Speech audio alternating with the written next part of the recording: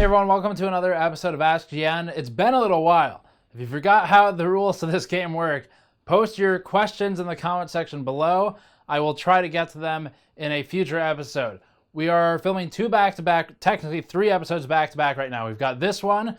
We have the Patreon Extended Edition, which will be available to Patreon backers at patreon.com/GamersNexus. And then we have another public Ask GN. So we're filming two in a row because we had so many questions that were good from the last episode that we decided to make two back-to-back. You can leave your questions in this one or in the next one. It doesn't matter. I'll check both for the next episode.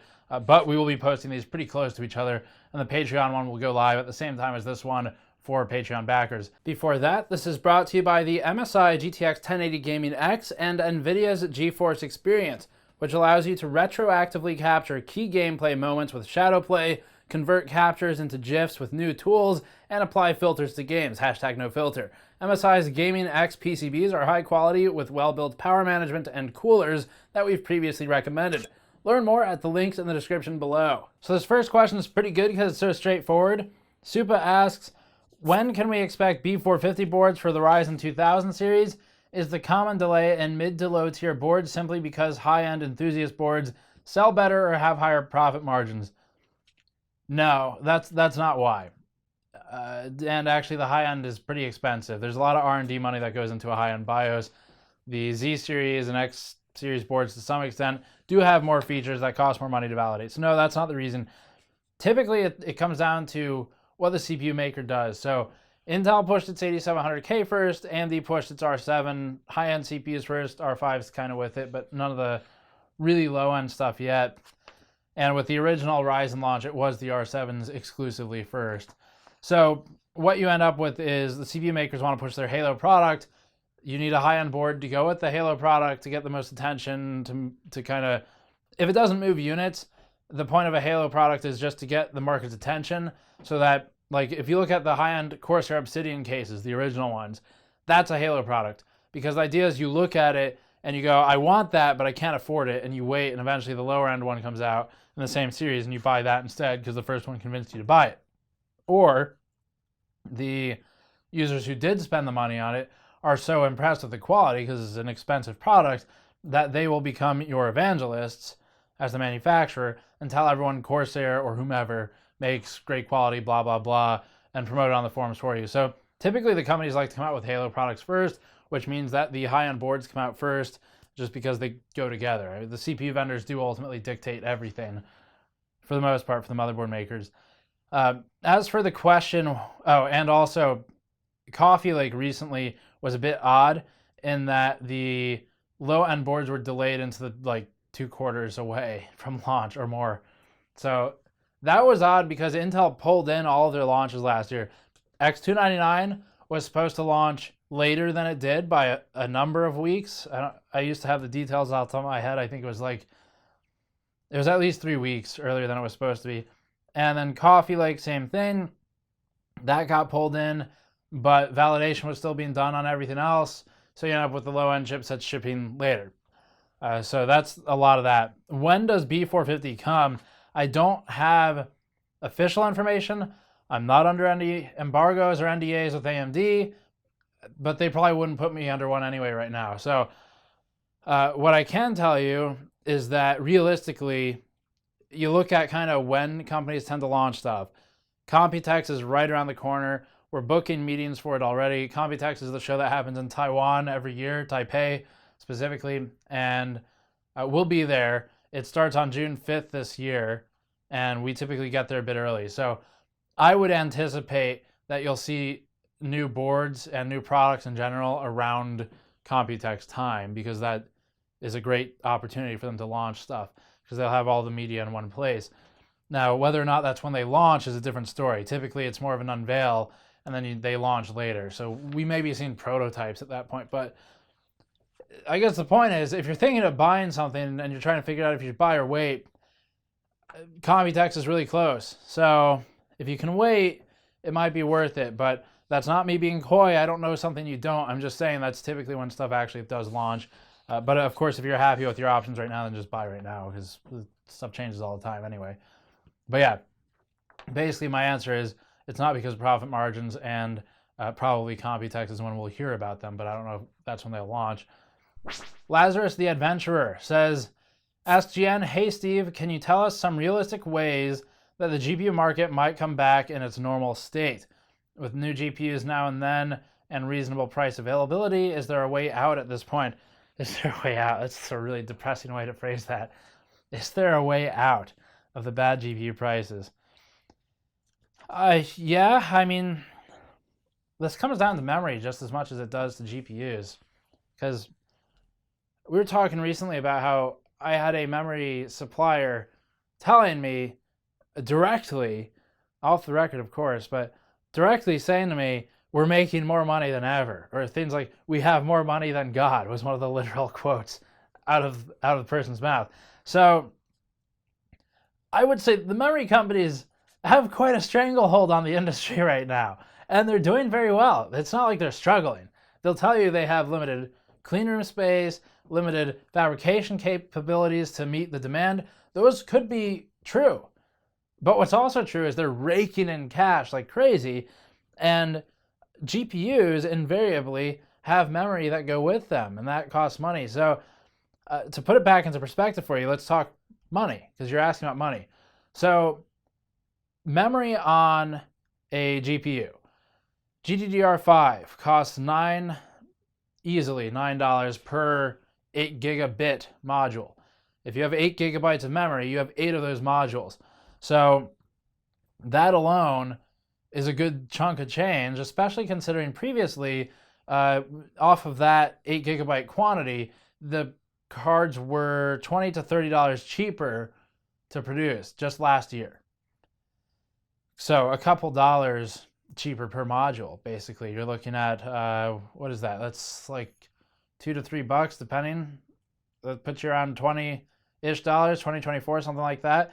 So you're anywhere from $2 to $4 cheaper per module last year than now.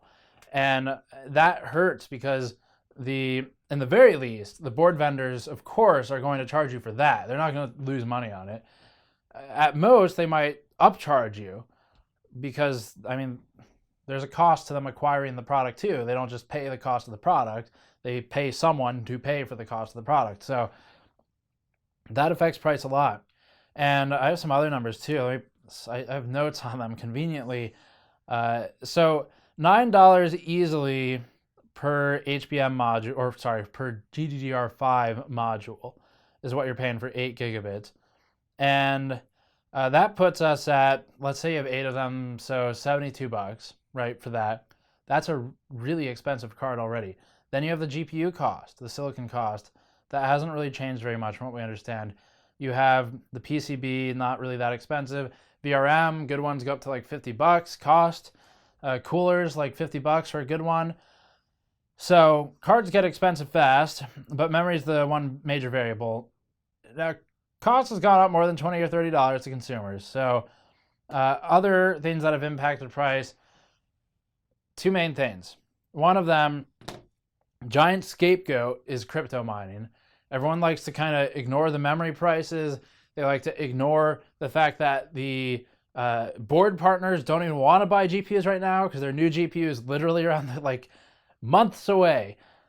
So no, everyone's afraid to fill their shelves with cards and get stuck with them. So those two things are a factor.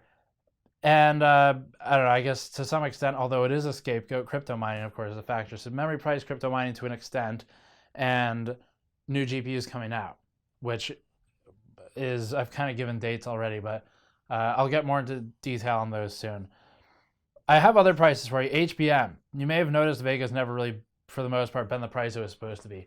Well, HBM is expensive. AMD was expecting, from what I understand, from what my sources told me, to get their HBM2 for high for under $30. Not going to give an exact number because you can draw the lines, but under $30 is what they're expecting.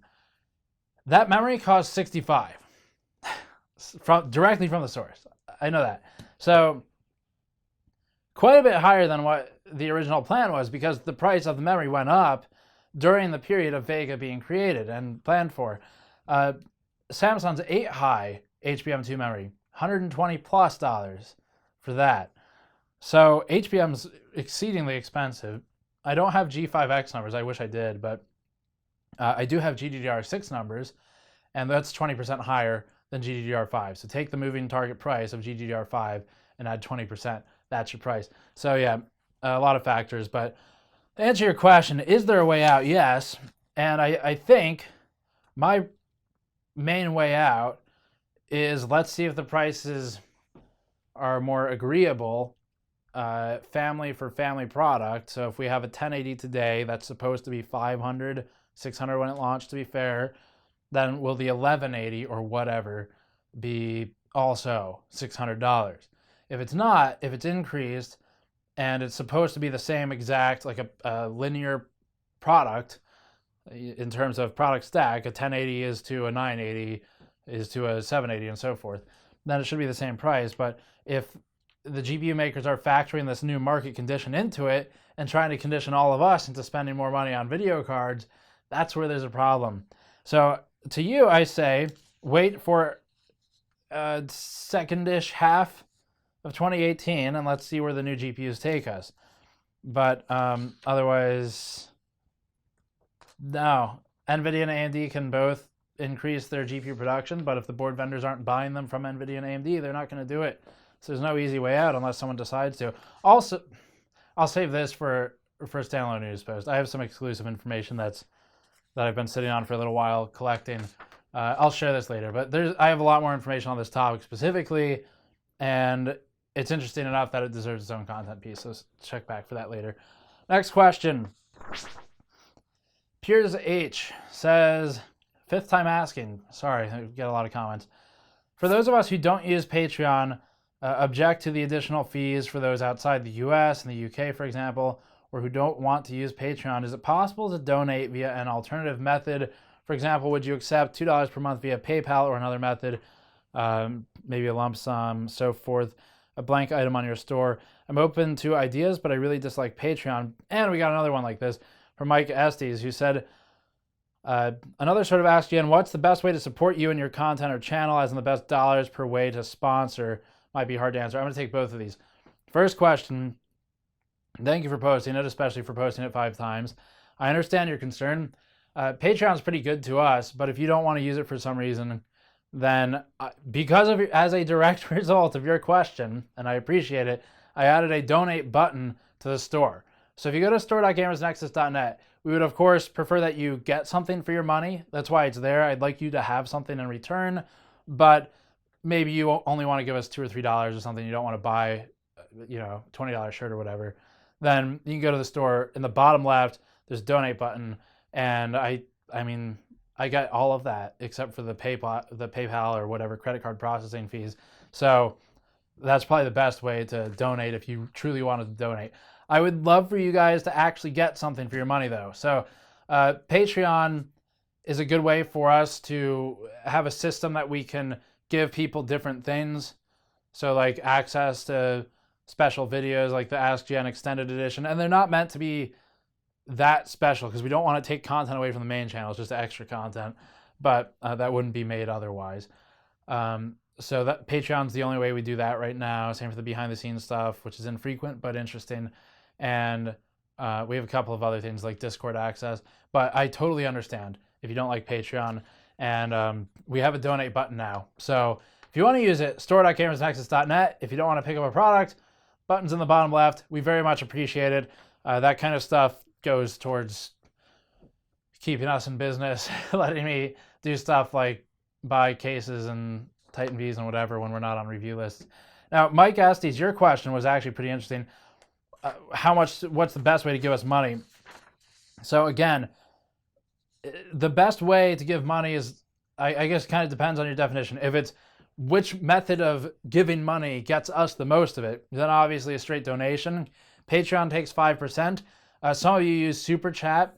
This is just some transparency for you. It's not me trying to pitch, give me money.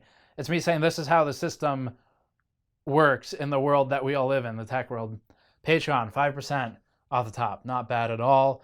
They give us a lot of tools in exchange for that 5%. I'm totally fine with it. The next method would be Super Chat, live stream Super Chat. Haven't checked recently, but last I checked, Super Chat takes 30%. So I don't know if that's current anymore. It probably is, but they take 30%. So that's quite a big chunk. And then there's also, what are the other methods? AdSense. It's not something you give us money through AdSense. You watch the ads, but YouTube takes 45% of that. Totally fair. They host the platform. They host all of our data. And I think I had some other stuff I jotted down too. So the store, obviously, the store, we get all of the money that you spend when you buy something.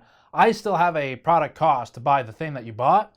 So obviously I'm not, if I have a margin of, let's say, between 10 and 30% on something, I'm getting 10 and 30% profit on what you bought. However, I already have the product. It's sitting there in inventory. So if you're thinking, I want to give them $20, I don't know if I should give them $20 or buy a shirt. We would prefer, if you have space in your wardrobe, that you buy the shirt, because I'm technically getting a lower profit because I had a cost to create the shirt and distribute it. But the shirt's sitting there in inventory anyway, so I'd rather it move. I don't want it to sit there forever. So yeah, that's I think that kind of answers most of it. But PayPal takes a lot of money. Every $2 you give us through PayPal directly, they take 36 cents. So that's why we added the donate button directly. And if you use a credit card instead of PayPal, I think the fee is lower, but I'm honestly not sure. It's brand new. I haven't tried it yet. So I'm going to go try. Next question.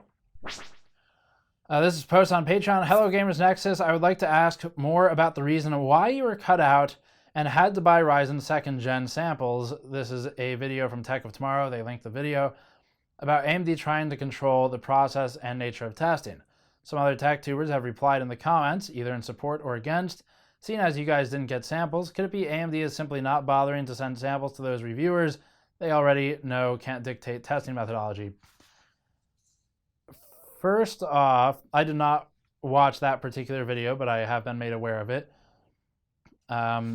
We acquired Ryzen 2nd Gen samples as a correction. And as for the rest, AMD's had a lot of staffing changes lately, especially in terms of media relations. So it's actually getting better. They're getting easier to work with as a company. The new staff we've been working with have been easier to work with and more agreeable. So, well, they've for the most part, they've been pretty agreeable as individuals. It's more a problem of what the company tries to force down through those staff members and how much pushback those staff members have versus the higher ups. So this is true for all of the companies in the industry. It ultimately comes down to how much power do the people we interface with have when they're challenging their management and saying, like, no, this is wrong. We shouldn't do it this way. And it looks like AMD is genuinely getting better in that regard. This is all kind of like invisible changes. You would never really see it as a customer. There's no reason you would think about it. But marketing has been changed up. PR has been changed up. Media relations, upper management, like director level marketing has changed. So it's looking better. I'm hoping that they're easier to work with. The reason we weren't included in Ryzen 2nd Gen is because I had an issue with the way AMD did their Threadripper embargo lift. They had multiple, like they not just unboxing and review, but it was like unboxing and then like installation guide embargo and review embargo. And then in between those, you had a couple of media outlets that got to post their review ahead of the review embargo lift. But it was permitted explicitly by AMD or their partners and enabled by their partners and to actually every extent AMD as well. So I took issue with that. I spoke to them and I was like, you can't have a special, like, approved friends of AMD embargo lift and then everyone else embargo lift. Because I'm sitting here on the same data that those other people just published, but I'm not allowed to publish it. It's already out there. They published it. You allowed them to do it. Why can't I? Why is that line drawn? We both had the product at the same time. We both have the data. We both have an embargo, but theirs is earlier than mine. So here's the thing, and this is the conversation I had with them. It's okay if you don't want to send me the product. It's okay if you don't want me to post a review on the same day as the other people, because I'm not entitled to a free product. I can buy it. It's okay. I'm a big boy. We have a company that generates money based off of creating content. We can justify buying a product. It's not complaining about that.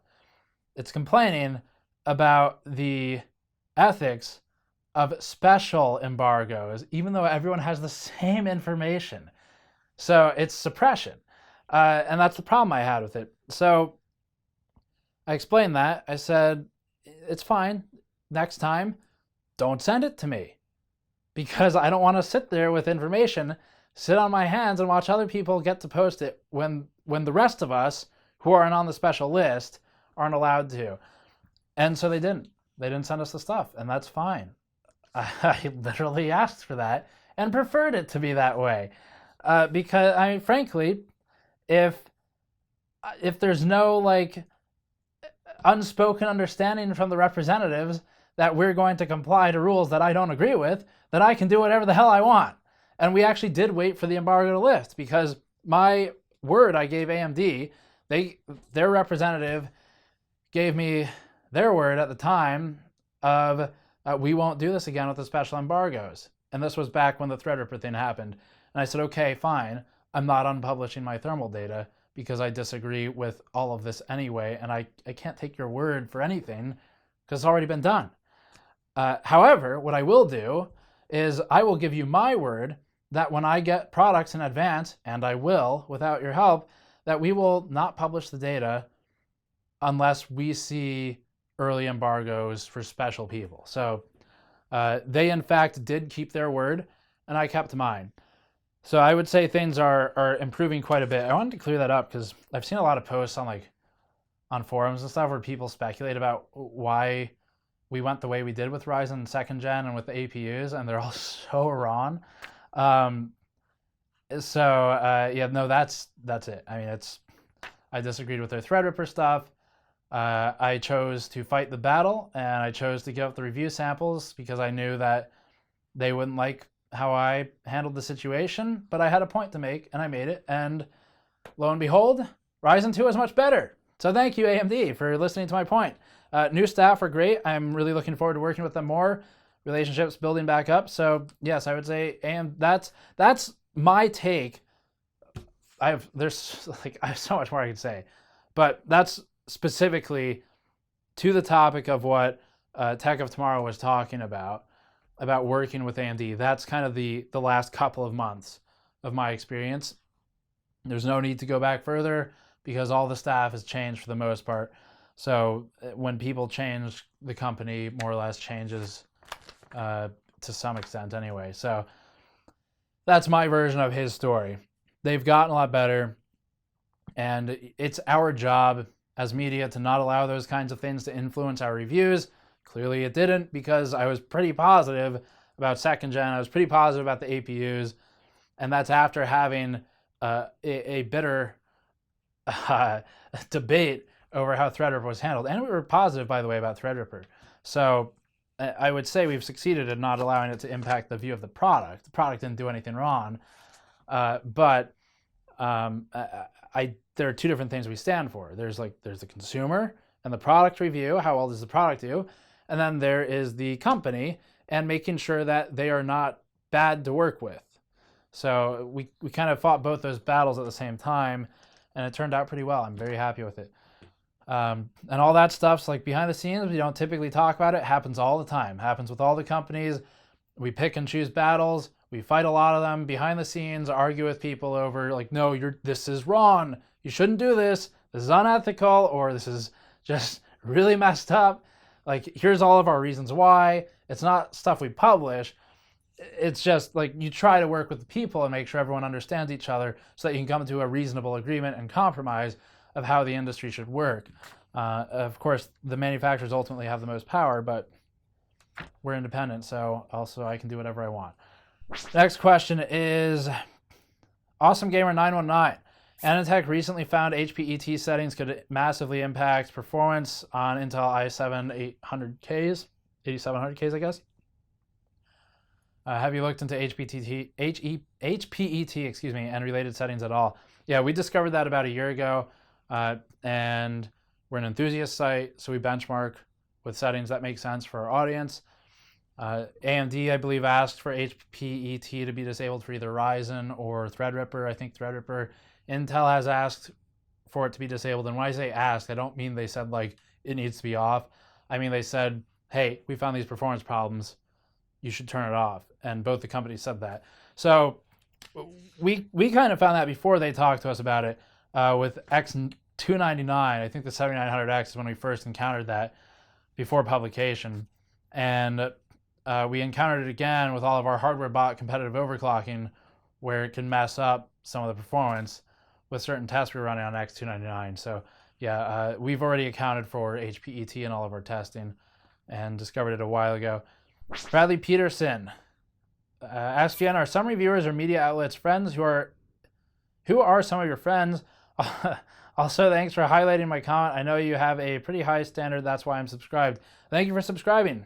Yeah, we are friendly with most of the folks you're probably familiar with.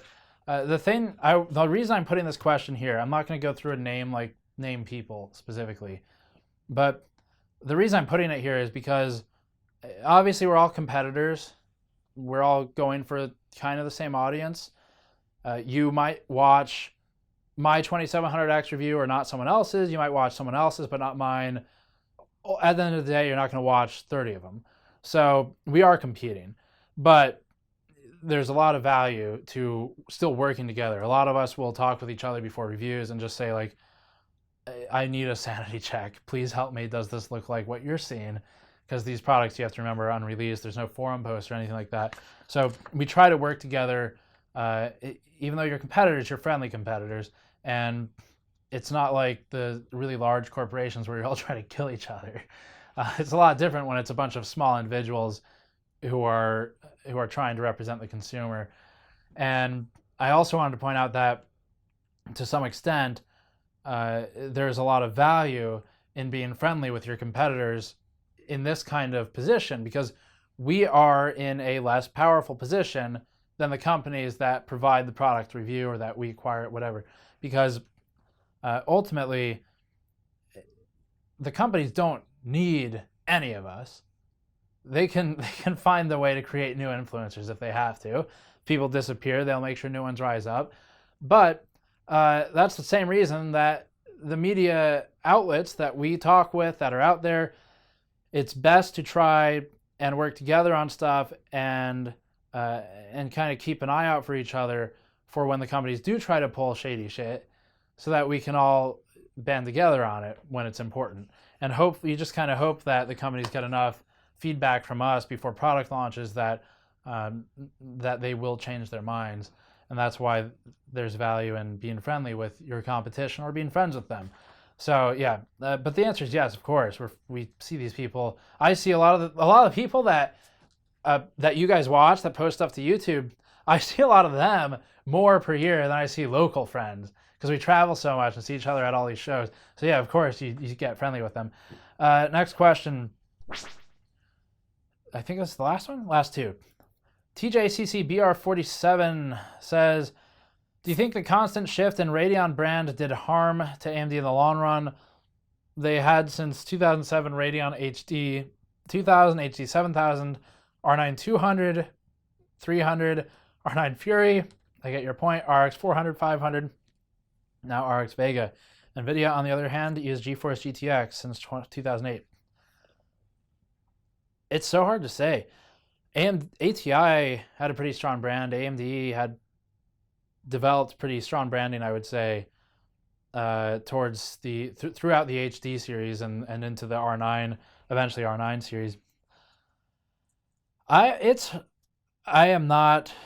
don't have a firm answer for you. I'm going to kind of take it off the top, but I would say that perhaps early on there might have been I don't want to say the words harm to the brand, but here's the way I see it. If you keep changing the name of your stuff, the average consumer who builds a computer every 3 years and doesn't watch YouTube videos daily or weekly even, someone who they build their computer and they play games on it and ignore all of this stuff for 3 years, and then they come back and they build a new computer. I think that person might be affected by name changes because say Nvidia did it. If you bought a GTX 8800 and you come back 3 years later and you can't find anything labeled GTX anymore, there might be a moment of at least trying to figure out, like, wait a minute, what happened to Nvidia? But I'm sure you figured it out eventually. But I would have to say lightly and hesitantly, yes, I think there has been brand impact, but it's so hard to say whether it's been positive or negative. I could totally see the negative because you might have built a positive reputation on the brand and you change the name. I could see the inverse where perhaps you thought you had a negative reputation on it and you changed the name. So I have no idea. But yes, I do think there's been impact. Last question. Gorgula. While manufacturing the modmat, the GN modmat, how was your experience with language and cultural barriers in regards to product communication, negotiating prices, and shipping? This is a fun question. So the modmat on the table here, the GN anti-static modmat, it's not an easy product to make, it turns out. Thought it would be. We had a lot of requirements for it. Things like, so we want a real anti-static or ESD mat, and it's made by a factory that makes them for clean rooms. We wanted a real mat, and we also wanted to print on it. And typically, an industrial factory and when I say industrial, I mean literally they're making things for industry, that makes anti-static mats, they're not printing on it because the clean rooms and whatever that use these anti-static surfaces, they don't need cool branding, they don't need cheat sheets, it's just a work surface. And so when we went to them and we said, we want to print on this, they were basically like, your customers won't like it. They literally said, your customers won't like that. We would recommend you don't do that. They won't like it if you print on it because it's supposed to look like a plain mat. And we were like, no, you don't get it. It's like, it's this whole branding thing and YouTube, and just, could you please just print on it, please? So we explained it to them, kind of, it wasn't like arguing, but we were just going back and forth because you've got language barriers. You kind of have to learn how much English your representative speaks and try and step down the sort of like grade level, and they have to step down there. I've been working on a bit of Mandarin, so they have to bring that down so that I can understand whatever. And at the end of the day, hopefully you both kind of can bring your language down to a simple enough level that you both understand each other. And that's not always easy with products that have really specific requirements and words that might not translate, or that you don't know like different terms for. Like I didn't really have another term for the word anti-static mat or modmat or anything like that. So it's been fun because some of the challenges, communication. We go to Taiwan every year, Taipei. Because of that, I've been working on trying to pick up some really basic Mandarin. Like I'm at a point where I'm basically like a toddler. I can point at stuff and say like I want that, or I want this, or don't put tomatoes on my food, please. So that's been part of learning to work with the companies on making the products we're making. We have others in the pipe too. Other challenges, negotiating price and shipping. Shipping was kind of interesting because you have the boat or the plane option, where we learned the boat can take like 60 days to clear the ports and everything, and a plane is 10 to 12. But you pay an enormous amount more money to put a bunch of 4 to 6 pound mats on a plane and ship those. So yeah, that's been something we had to learn as well. And negotiating price is pretty easy. They give you a number, you give them another number, and then you each send crying emojis to each other until you meet in the middle. And send a handshake emoji. It was pretty much our experience with it. But yeah, if you want to buy one, you can back order it, store.gamersnexus.net for the modmat. Otherwise, thank you for watching. As always, go to patreon.com/gamersnexus to get the extended edition. And then we'll have another one of these episodes for public, filming basically immediately. Thanks for watching. Subscribe for more. I'll see you all next time.